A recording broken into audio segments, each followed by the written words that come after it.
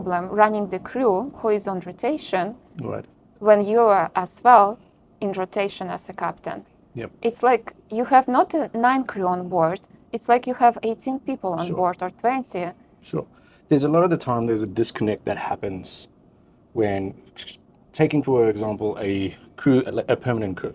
They spend, let's make it 11 months out of the year, they spend together. They work together, they live together, they spend their free time mostly together. So you end up building that bond for a much longer period of time. When it comes to rotation, most people want that rotation for the balance between having their personal life and work.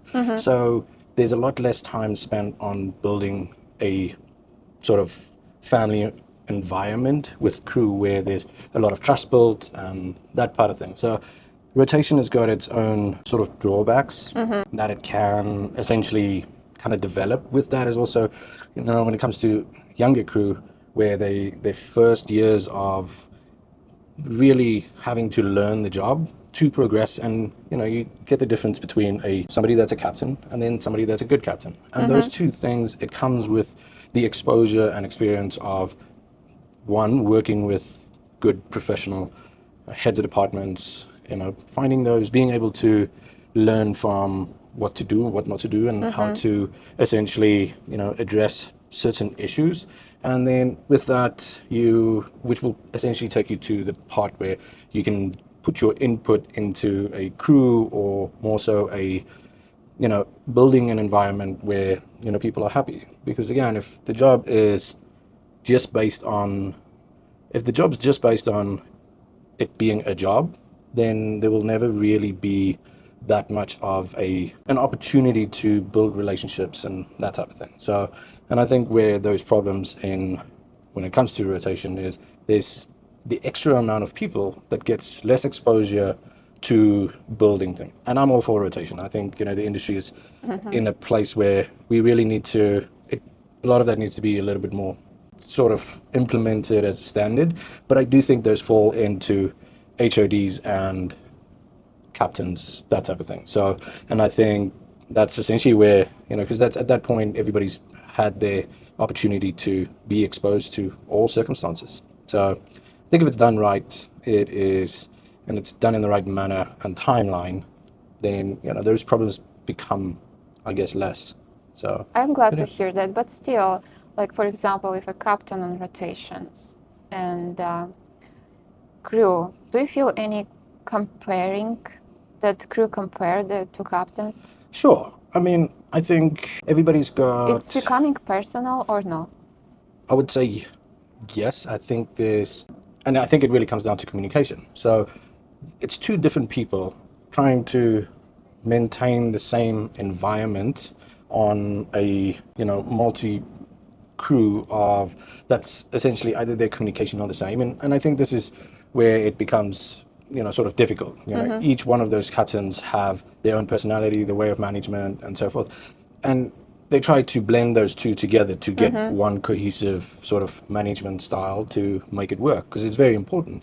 You don't necessarily want to have two different management styles, and you've got crew sitting, and every time the new one comes, it's totally different set of rules and whatever else. So it can be a problem, but I think for the most part, and that's why it's so important to have, when one captain is looking for a rotational partner, for that part to be, it's probably the most important part, because they need to see the job moving forward on the same management style, or the same path forward to have a cohesive crew management.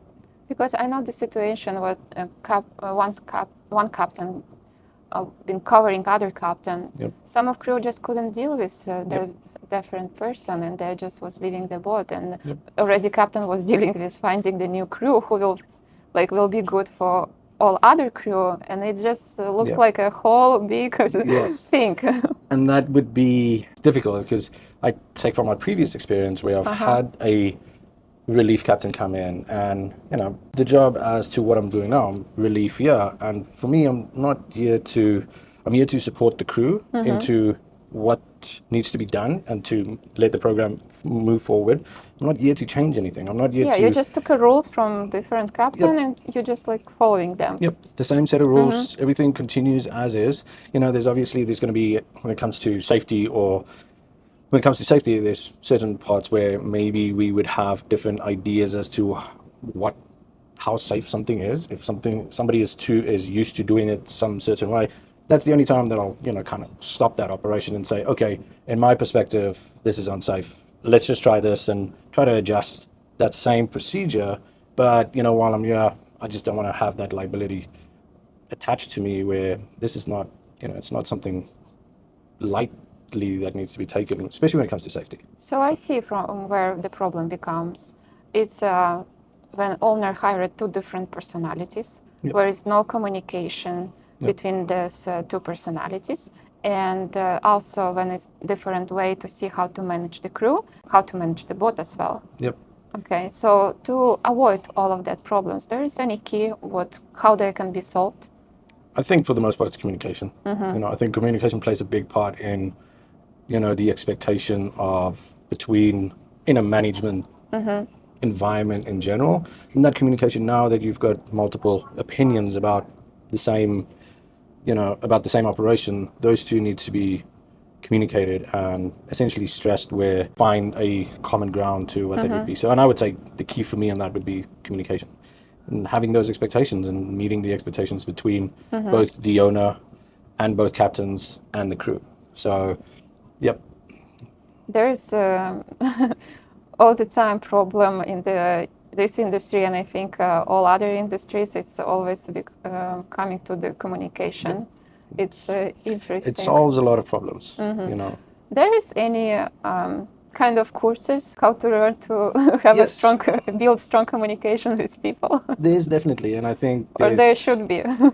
and sometimes you have to pay for them, sometimes you don't. And I think It's becoming this experience in life. we look at like just in yachting, there's courses like, a helm, human element, whatever it is, I can't remember what it's called. But helm is the course name. And I feel, when I did it the first time, I was like, this feels like more so of a waste of time and whatever else. But once I got into a higher management position, I was like, there's key factors in there, and it really depends on who's teaching them. Because sometimes you just have somebody that might be able to fill that role that does it. They see it as well as like, oh, this is a waste of time, whatever else. So you don't get it out. But I've seen specifically the helm course also being done really well, and you walk out of it and you're like, okay, how do I implement these certain factors of this communication and the way to engage with crew and